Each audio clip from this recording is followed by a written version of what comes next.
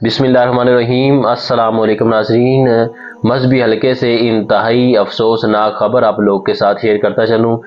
Chairman Tehreek Labbaik یا رسول اللہ صلی اللہ علیہ وسلم اور بانی تحریک صراط مستقیم ڈاکٹر محمد اشرف آصف جلالی، ان کے والد گرامی الحاج صوفی محمد غلام سرور گوندل جلالی قضاء الہی سے انتقال کر گئے ہیں۔ انا للہ و انا الیہ راجعون۔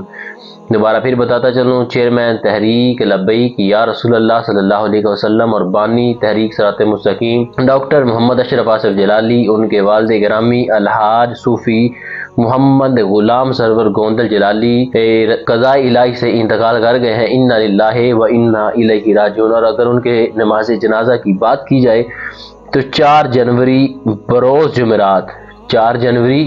جمعرات دن 2 بجے ہائر سیکنڈری اسکول بکی شریف منڈی بہاؤالدین کے گراؤنڈ میں ادا کی جائے گی۔